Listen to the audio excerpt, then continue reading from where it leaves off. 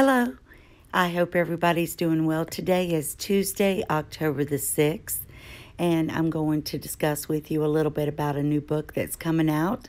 It's called Battle of the Brothers by Robert Lacey.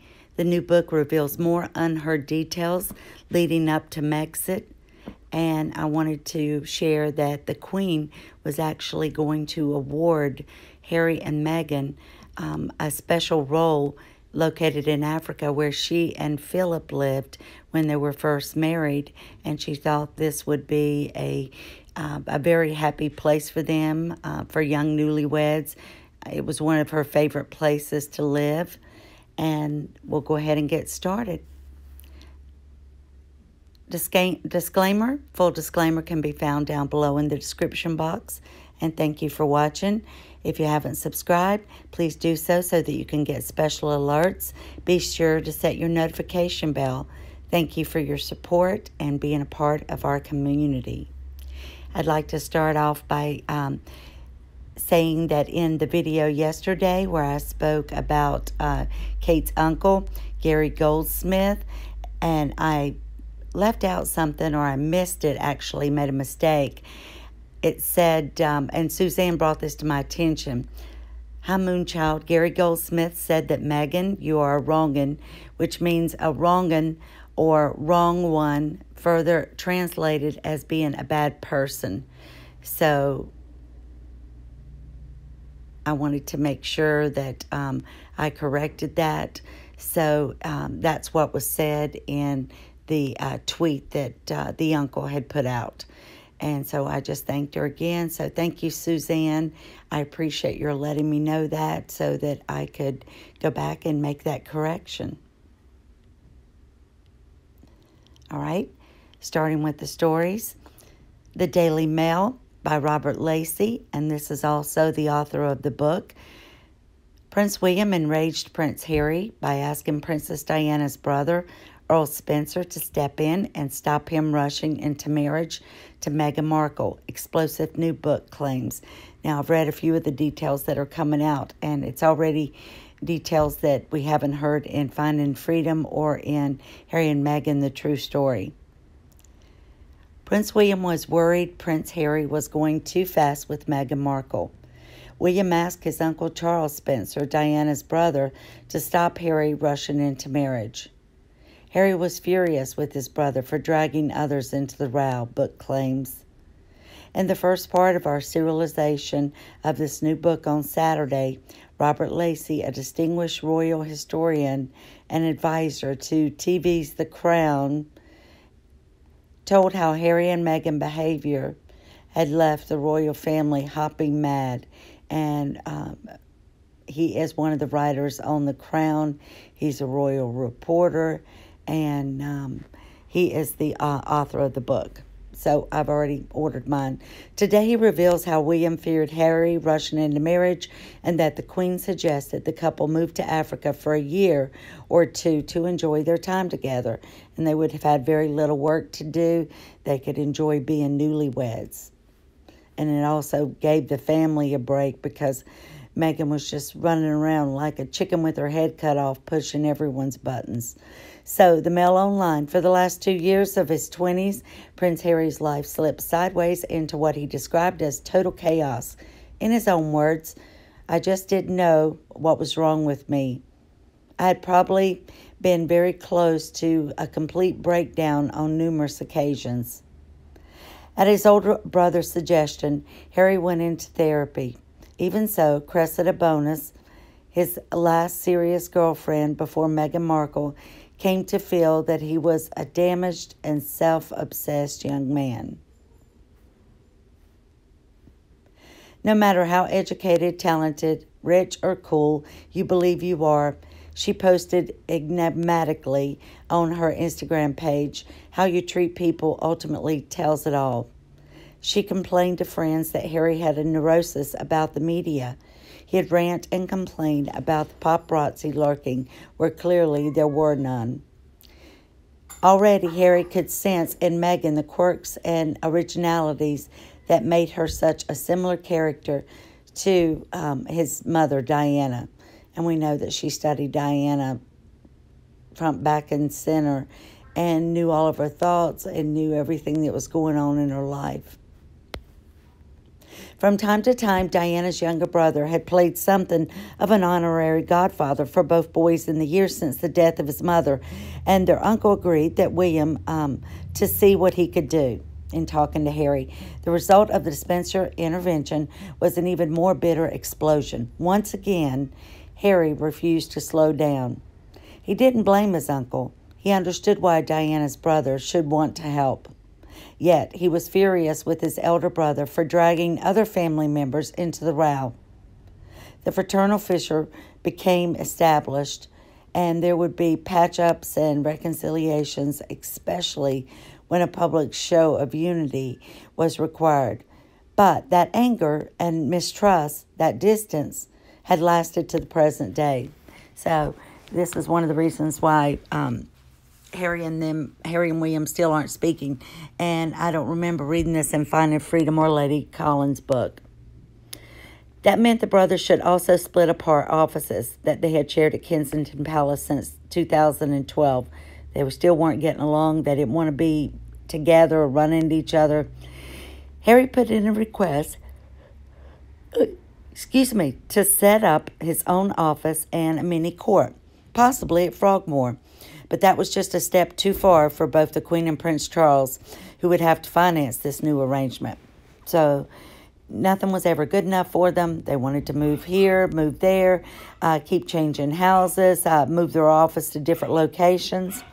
Harry and Meghan were told that they would have to house their staffs in offices at Buckingham Palace under the supervision of the Queen's private secretary, Sir Edward Young, which was hardly the destiny either side had wanted. Since Buckingham Palace was the royal headquarters and the couple were willing to see how things would work out, the saddest separation in many ways came from the two brothers' decision to split up the royal foundation, the thriving charitable enterprise that they had created 10 years earlier to promote their various good causes. On Monday, March the 9th, they were due back at the Abbey with their wives for a celebration on the Commonwealth Day. But this time, Harry was furious. We all know that when they were walking into the church, Harry had this scowl on his face, and he had it on it the entire time. For the first time, he had been relegated to a position of junior royal, along with Edward and Sophie of Wessex. This was already printed in there, and it was saying that Kate and William would walk behind Prince Charles and Camilla, but in this case, Harry was mad because it was in the program for everybody to see, even though William had said, "Look, we'll just walk in with you," but it was all planned weeks before, and they didn't know for sure whether Harry and Meghan would even show back up. For his first time, he had been relegated to the position of junior royal, along with Edward and Sophie of Wessex. Neither he nor Meghan had been invited to process down the aisle beside the Queen, who would be accompanied by Charles and Camilla, as well as William and Kate. In 2018-2019, Harry and Meghan had walked down the aisle in the main procession. But in 2020, they were being shunted aside on their final appearance as working royals in Britain. This was their very last engagement. We already knew it was ending at March 31st and that it would go on for 1 year. So, you know, she has no reason to be mad here. But in 2020, they were being shunted side by side for the final appearance as working royals. And now, glaringly, junior members of the family, the Sussexes, would simply have to shuffle their way to their seats and take their place on the sidelines. The subservience of a spare could not have been more strikingly illustrated. Fortunately, however, Prince William had more sense of those responsibilities for the humiliating new protocol.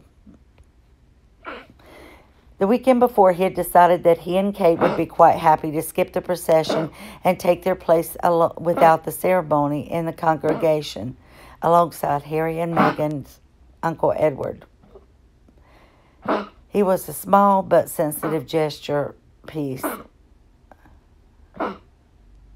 Within minutes of each other, the two princes and their wives slipped quietly into their seats, then sat waiting for the Queen and Prince Charles to process in a senior splendor down the aisle.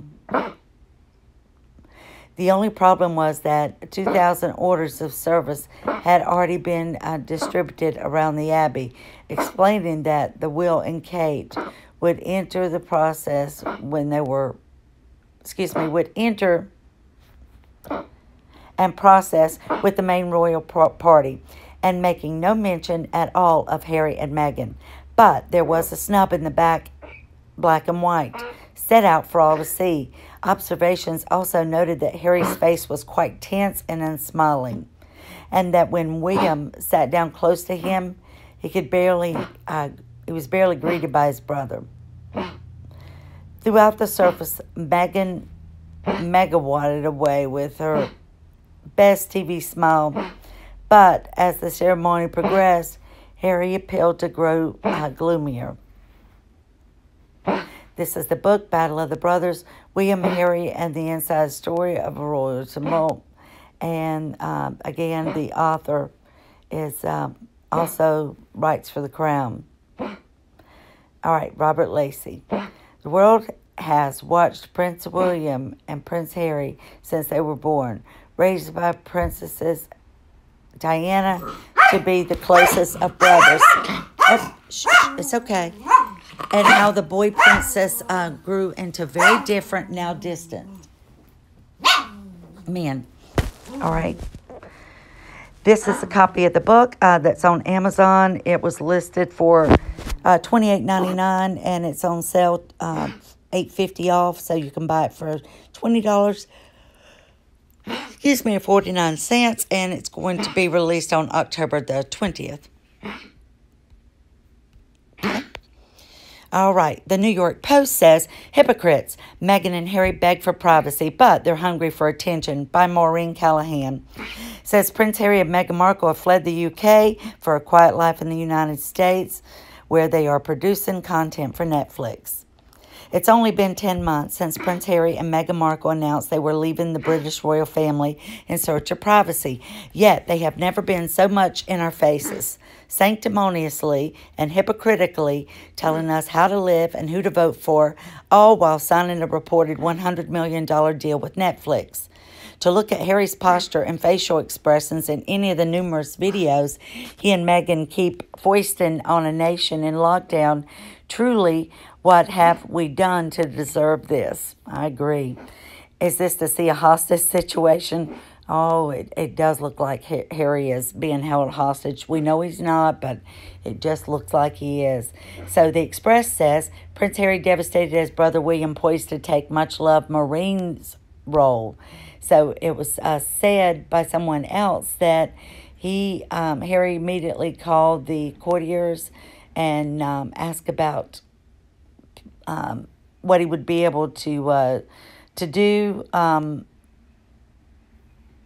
excuse me, 1 second. Lost my train of thought. Please forgive me.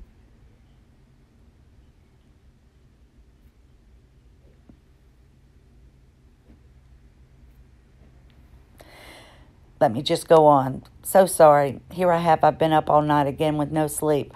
Royal author Robert Lacey has revealed in his new book, Battle of the Brothers, how the Queen's intended to offer the Duke and Duchess of Sussex a year or two in Africa.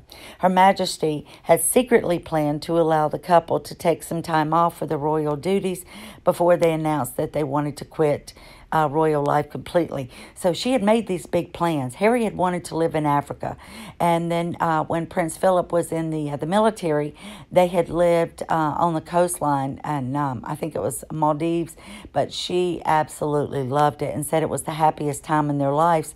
So she thought that would be a good thing for Harry and Meghan. She didn't want them to have to work too much, and they were already like stepping on people's toes and different things were happening. So she thought, well, this will give them some quiet time. It's a beautiful place. They won't have to travel as much, and, they'll be very happy. At least she thought that. She could be like a normal woman. She could go to the hairdresser on her own. She could go to the store. She could drive around the island. She could go to restaurants with her husband, go on picnics, and all of the while, the Maltese people would leave them alone. And so Malta, for her, represented a great feeling of freedom.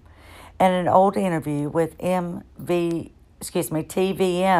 local man Giuseppe Formosa described the love of Maltese and the people and for the Queen and Prince Philip.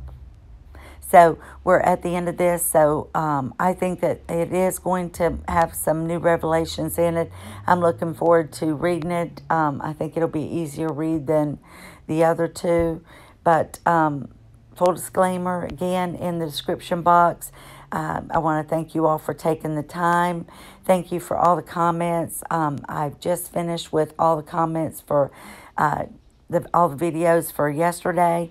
And I enjoyed reading your responses, guys. And you guys really are, some of you have some really good ideas or views on what you think is going on and what you think is going to happen. So just want to say, everybody have a great day today. And hopefully I'll be back with you tonight or in the morning. Thanks again for watching. Oh, don't forget to like and subscribe, please.